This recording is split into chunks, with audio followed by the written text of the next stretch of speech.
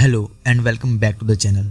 आज इस वीडियो में मैं एक ऐसी कहानी लेकर आया हूँ जिसका एक टॉपिक बहुत ज़्यादा इंटरेस्टिंग है, तो वीडियो को लास्ट से जरूर देखना क्योंकि वीडियो में बहुत मजा आने वाला है।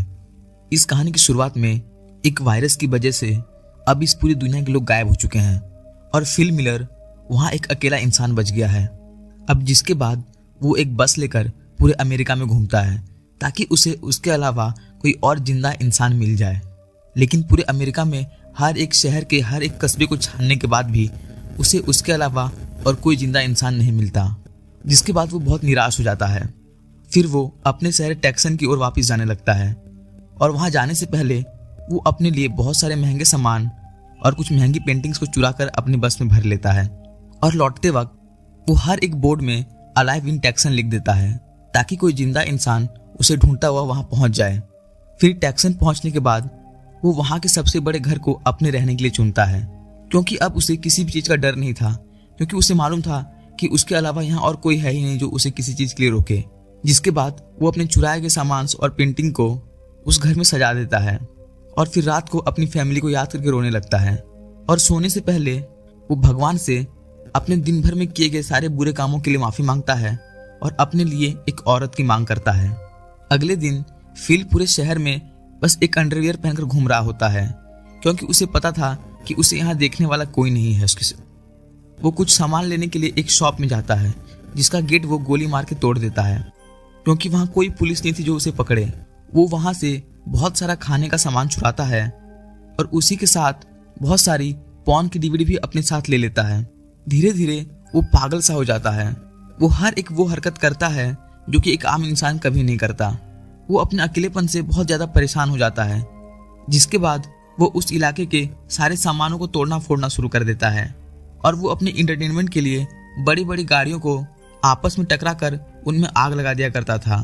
वो अपना बर्थडे भी अकेले ही मनाया करता था और अपने फैमिली वालों को मिस किया करता था और हर रात सोने से पहले वो भगवान से अपने लिए बस एक लड़की की मांग करता था। इसी तरह कुछ महीने बीत जाते हैं और अब फिल मिलर के घर में बहुत सारा कूड़ा कचरा इकट्ठा हो चुका है और उसे उसको साफ करने में कोई दिलचस्पी भी नहीं है और उसे मालूम है उस कचरे को साफ करके कोई फायदा भी नहीं होने वाला। उसने एक बाथटब में बहुत सारी दारू भर रखी थी और वो उसी को पीता था और उसी में नहाया करता था। वो दिन रात शराब में डूबे रहने लगा। वो एक आम इंसानी रहन सहन को पूरी तरह भूल चुका था। वो बस अपनी मौत का वेट कर रहा था और वो अपने स्विमिंग पूल में ही पॉटी किया करता था और हर रात वो मार्केट जाकर एक लड़की के पुतले को घंटों तक घूरा करता था और कभी कभी उसे किस भी किया करता था और हर वक्त सेक्स के बारे में सोचा करता था। वो अपनी जिंदगी से बहुत परेशान हो गया था क्योंकि उसके अलावा और कोई भी इंसान उसे जिंदा अभी तक नहीं मिला था। चाहिए वह मरने का मन बना लेता है और वह अपने दोस्तों से हार मानने के लिए माफ़ी मांगता है और कहता है कि तुम लोग इंसान नहीं हो।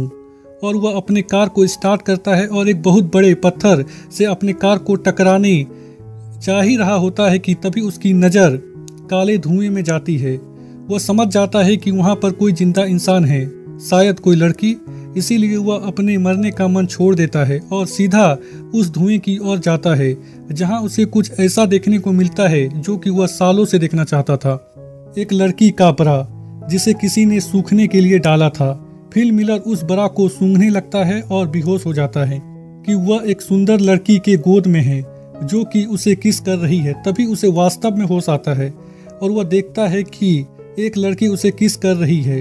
वह सुंदर तो नहीं पर उम्र में उससे बड़ी होती है, जो कि फिल मिलर को CPR दे रही थी क्योंकि उसे लग रहा था कि फिल मिलर मर रहा है। वह तुरंत उस लड़की से दूर हट जाता है और उससे कहता है कि वह सुंदर लड़की कहाँ गई। कैरोल उसे अपने अंडरपैंट को देखने को कहती है जो कि गीला होता है। फिल मिलर उसे कहता है कि मैंने अपने अंडरपैंट को गीला नहीं किया और वह कैरोल की तरफ बढ़ता है। यह देखकर कैरोल बंदूक निकाल लेती है और फिल मिलर मान लेता है कि हाँ उसने अपने पैंट को गीला किया था। कैरोल उसे बताती है कि अलाइव इन टेक्सन देखकर वह यहाँ पर आई है। ऐसे तो फिल मिलर हर रोज भगवान से लड़की मांगता था पर आज लड़की उसके सामने थी पर वह उतना उत्साहित नहीं होता। कैरोल फिल मिलर के साथ उसके घर देखने जाती है। रास्ते में फिल ट्रैफिक नियमों को नहीं मानता। कैरोल उसे कहती है कि हमें ट्रैफिक नियम को मानना चाहिए और ट्रैफिक में रुकना चाहिए, पर फिल कहता है कि क्या फ़र्क पड़ता है, यहाँ पर तो कोई है ही नहीं। पर वह कैरोल को अच्छा फील कराने के लिए वह ट्रैफिक में रुकता है। पहले वह राइट देखता है, फिर वह लेफ्ट और फिर आगे बढ़ता है।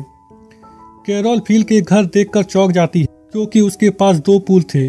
उसमें से एक को उसने शौचालय बना रखा था और दूसरे को कूड़ा फेंकने का जगह। कैरोल उस पर पेंटिंग चुराने का भी इंजाम लगाती है और जब कैरोल उससे मैगजीन के बारे में पूछती है तो फिल सीधा सीधी कहता है कि यह सारी मैगजीन अडल्ट है जिसे वह खाली समय में देखा करता है। फिल कैरोल को वहीं छोड़ देता है जहां से वह कैरोल को उठाकर अपने घर लाया था। अगले दिन जब फिल उठता है तो वह देखता है कि कैरोल उसके घर की सफाई कर रही है। फिल बोलता है कि किसी के घर को साफ करने से पहले उससे पूछना चाहिए। कैरोल कूड़े को वहीं फेंकने लगती है। फिल उसे रोकता है। ये लोग सुपरमार्केट जाते हैं जहां कैरोल उसे बोलती है कि हैंडीक्राफ्ट के पार्किंग स्थल में गाड़ी पार्क मत करो, पर फिल बोलता है कि क्या फर्क पड़ता है कि हम कहीं भी गाड़ी पार्क करें। इस पूरी दुनिया में हम दोनों ही बचे हैं, या पूरी दुनिया खाली है और मैं कहीं भी गाड़ी पार्क करूं, क्या फर्क पड़ता है। पर कैरोल नहीं मानती, उसे सही जगह में गाड़ी पार्क करने को कहती है। फिल को गुस्सा आ जाता है और वह सुपरमार्केट के अंदर गाड़ी को पार्क कर देता है। रात के समय फिल अपने बॉयफ्रेंड के पास जाता है और कैरोल की शिकायत करता है। अगले दिन जब कैरोल उसके पास के घर में रहने आती है तो फिल उसे रोकने की कोशिश करता है और जब कैरोल नहीं रुकती तो फिल अपने पैंट को खोल देता है ताकि कैरोल उसे असभ्य इंसान समझकर वहां से चली जाए। पर कैरोल उससे बात करने लगती है। फिल उसे रुकने को कहता है और जब कैरोल नहीं रुकती तो फिल अपने पैंट को पहन लेता है। कैरोल को लग रहा था कि भगवान ने उसे और फिल को इस दुनिया को चलाने के लिए चुना है, पर फिल कहता है कि तुम इस दुनिया में अगर आखिरी औरत भी बची तो मैं तुम्हारे साथ सेक्स नहीं करूंगा, और वहां से चला जाता है। कैरोल फिल के पास जाती है। वह टॉयलेट कर रहा होता है। कैरोल फिल से उसके बगीचे में पानी लाने के लिए मदद मांगती है ताकि वह फ्रेश और ताजे वेजिटेबल उगा सके, पर फिल मना कर देता है तो कैरोल उसके सामने ताजे टमाटर खाकर उसे चिढ़ाने लगती है ताकि फिल उसकी मदद करे, पर फिल उसकी मदद नहीं करता। रात में फिल उसके बगीचे में जाकर सारे टमाटर को खा लेता है और जब अगले दिन कैरोल उसके घर जाती है तो वह देखती है कि फिल के पूरे कपड़े में टमाटर लगा हुआ है, पर फिल साफ साफ मना कर देता है कि उसने टमाटर नहीं खाई। फिल देखता है कि पानी लाने की कोशिश करने में कैरोल के पैर में चोट लग गई है। अगले दिन फिल देखता है कि कैरोल उसी की तरह पूल में लकड़ी का बोर्ड लगाकर उसे टॉयलेट में बदल रही थी। कैरोल फिल से कहती है कि तुम सही थे, हमें भगवान ने इस दुनिया को चलाने के लिए नहीं चुना है। जब हम पानी को अपने घर तक नहीं ला सकते तो हम इस दुनिया को क्या चलाएंगे। यह बात फिल के दिल में लगती है और वह शहर के टैंकी से कैरोल के घर तक पानी लाने का व्यवस्था कर देता है। कैरोल यह देखकर बहुत ही खुश होती है और उसे रात के डिनर के लिए इनवाइट करती है, जहां ये लोग ताजे सब्जी से बने डिनर का लुत्फ उठाते हैं। कैरोल फिल से कहती है कि तुमने मुझे अपना पैंट उतार कर दिखाया, शायद भगवान चाहता है कि हम इस दुनिया को आगे बढ़ाएं। फिल भी कैरोल के साथ सेक्स करने को तैयार हो जाता है, पर कैरोल शादी से पहले सेक्स नहीं करना चाहती थी। फिल कहता है कि क्या फर्क पड़ता है, यहाँ तो कोई देखने के लिए भी नहीं है। कैरोल शादी से पहले सेक्स करने को तैयार नहीं होती। वह बोलती है कि बिना शादी के वह बच्चे पैदा नहीं करेगी। फिल उसकी बात मान लेता है और उसे प्रपोज करता है शादी करने